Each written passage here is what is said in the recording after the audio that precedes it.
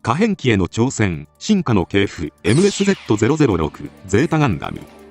MSZ006 ゼータガンダムは機動戦士ゼータガンダムや続編の機動戦士ガンダムダブルゼータに登場した機体であり、宇宙世紀0086に繰り広げられたエウーゴとティターンズの戦いであるグリプス戦役では神指弾が登場し、さらに宇宙世紀0088に繰り広げられたエウーゴとアクシズの戦いである第一次ネオジオン構想ではジュドーアーシタやルールカなどが登場して活躍しました。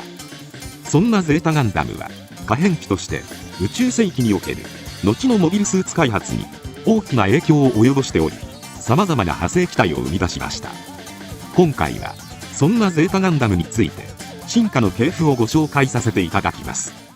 宇宙世紀0086エウーゴとアナハイムエレクトロニクスは別名ガンマガンダムとも呼ばれるリック・ディアスを開発しましたが、その技術を応用してプロトタイプゼータガンダムが開発されます。プロトタイプゼータガンダムはゼータの名を冠していますが、この時点ではまだ変形可能なムーバブルフレームが実現できなかったので可変機構を持たない機体となっており、頭部が100式型の X1、リアス型の X2、ネモ型の X3 の3機が製造されました。当初は可変機の開発に難航していましたが、ダッシュしたティターンズの新型機ガンダムマーク2のムーバブルフレームを取り入れたことで状況が変わります。まず簡易な可変機構を持つメタスやフライングアーマーを開発します。そしてプロトタイプゼータガンダムの100式型にメタスやフライングアーマーの運用データを活かし、さらにカミーユの設計案を導入することでゼータガンダムを完成させました。ゼータガンダムは可変機構を導入するためにスラスターは変形機構が集中する胴体部を避けて左右の頸部に配置されたのでバランスがピーキーな仕様になりました。また機体コントロール補助のために簡易サイコミのバイオセンサーが組み込まれたので、パイロットの脳波制御によって機体のコントロールを補助して追従性を上げることが可能です。武装としてはバルカン砲、ビームライフル、ビームサーベル、ハイパーメガランチャー、グレネードランチャーを持ちます。シールドはウェイブライダー形態機に機体を保護する役割も担っているので、優れた対弾性能を持つ防御兵装となりました。なお開発時にはハイブフライングアーマーを換装したウェイブシューター形態も検討されています。機動戦士ゼータガンダムの作中ではカミーユのガンダムマーク2がティターンズのジェリドメサとマウアーファラオが登場する新型機ガブスレイと交戦し、コックピットを潰されそうになる窮地に追い込まれた際にアポリー・ベイがカル・ゼータガンダムが登場するという偉人を飾りました。その後カミーユの上記となりグリプス戦役を戦い抜いていくことになります。最終戦まで戦い抜いたゼータガンダムは大破して修理もままならない状態でアーガマに眠っていましたが、ジャンプ屋を営むジュドーアーシタに盗まれ、その後はジュドーやその仲間たちがゼータガンダムと共に戦いを繰り広げていくことになりました。機動戦士ガンダムダブルゼータでは戦いの中で頭部を破壊され、応急処置としてザク2の頭部を移植したゼータザクが登場しています。その後クインマンサとの戦いで中破し一時的に放棄されました。その後ゼータガンダムがどうなったかは不明となっており、一説ではニュータイプの反乱を恐れた高官によって秘匿されたとも言われています。なお第2次ネオジオン構想通称シャアの反乱の際にはロンドベルがゼータガンダムを要請しましたが所在不明として却下されています。このようにグリプス戦役や第1次ネオジオン構想で活躍したゼータガンダムは複数の派生機が開発されます。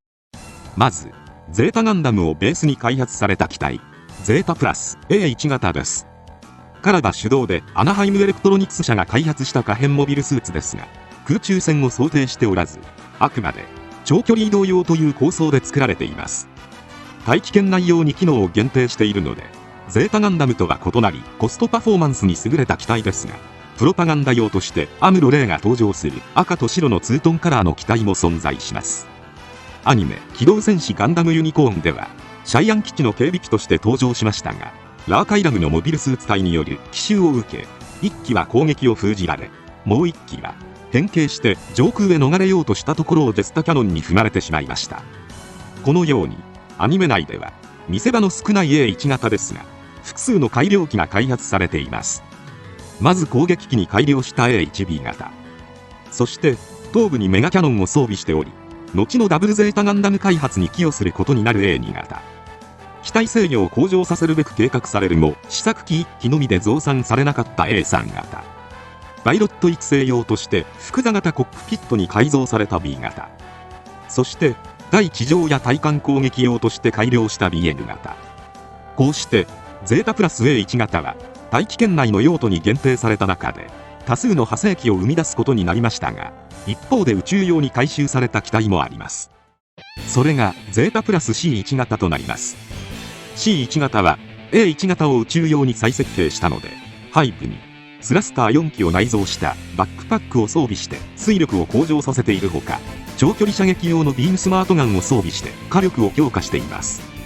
宇宙用として設計されているものの、大気圏突入や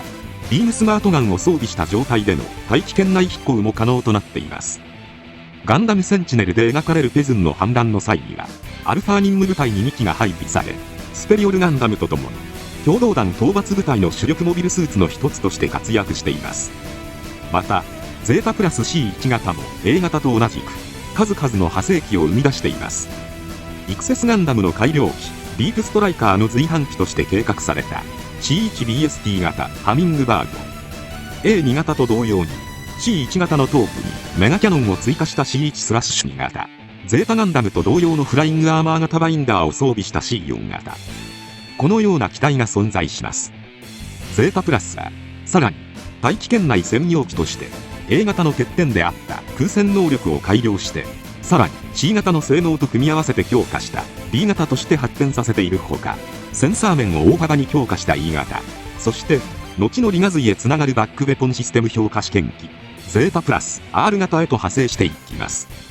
こうしてゼータガンダムをベースに改良された機体は他にも存在します。次に量産型ゼータガンダムです。この機体は変形機構をなくすなど徹底した低コスト化を図ってゼータガンダムの量産を目的に開発された機体です。漫画機動戦士ガンダム宇宙世紀0094アクロス・ザ・スカイに登場し、マリアナ基地のエリア X にガンダムベルタカイトの技術比較検証用として配備されていた機体が描かれています。変形をなくしたゼータは牛肉の入っていない牛丼のようなものだと思うのは気のせいでしょうか。次に Z2 です。ゼータガンダムの発展機であり、複雑だった変形機構をメタスの形式にすることで簡略化しているのが特徴です。変形機構を簡略化したので大気圏突入はできませんが、大気圏内での飛行能力を持たない代わりに宇宙戦闘機としては優秀な性能を誇ります。武装としてはビームライフルやクレイバズーカの他にゼータガンダムのハイメガランチャー並みの威力を誇るメガビームライフルを持っています。漫画機動戦士ガンダムダブルゼータガイデンジオンの原用に登場しており、宇宙世紀008810月のエウーゴによりアクシズ攻略戦に参戦しているほか、機動戦士ガンダムガイデンミッシングリンクではトラビス・カークランドが個人所有機として購入しており、宇宙世紀0090ネオディオンによるグレミーヤ総統での任務でヴィンセント・グライスナーが狩るギラドーガとクロエ・クローチェが狩るトーリス・リッターと共にアンネ・ローゼ・ローゼンハイン登場のクイーン・マンサと交戦しています。一方でゼータガンダム自体を改良した機種も存在します。まずゼータガンダム3号機です。ガンダム新体験0087グリーンダイバーズに登場しており、カラダが大気圏内向けに評価試験を行っていた機体です。